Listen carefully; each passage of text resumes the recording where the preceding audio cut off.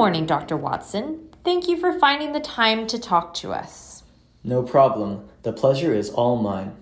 First of all, could you give us a short personal introduction? There might be a few listeners who don't know who you are. Of course. I am Dr. John Watson.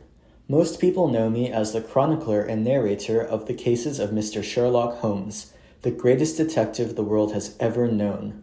For a while, I was Holmes' flatmate at 221B Baker Street and accompanied him as he solved many criminal cases. You were Holmes' assistant? No, I would never call myself that. I don't have the talent for the sort of detective work that Mr. Holmes does. Right. So, where did you train to be a doctor?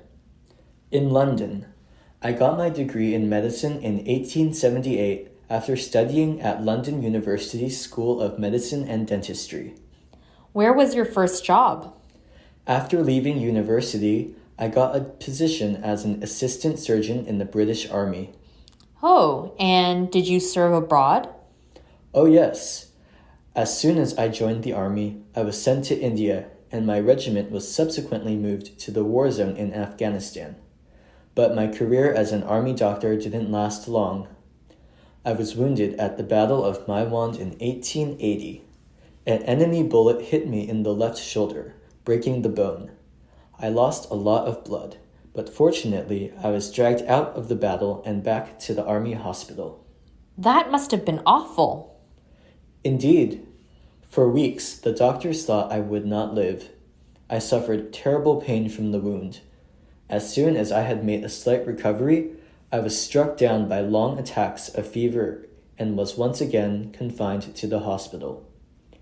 When I did recover, I was very weak and of no further use to the army. The doctors decided to send me back to England. My career as an army doctor was finished, and my health was in ruins.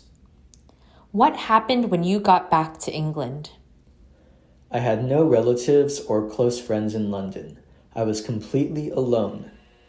Fortunately, the army had given me a small pension for 9 months, so I was not without money. I rented a room in a hotel in central London, but I knew I would soon have to find somewhere cheaper. Why don't you just start from the beginning there? Okay. I had no relatives or close friends in London. I was completely alone.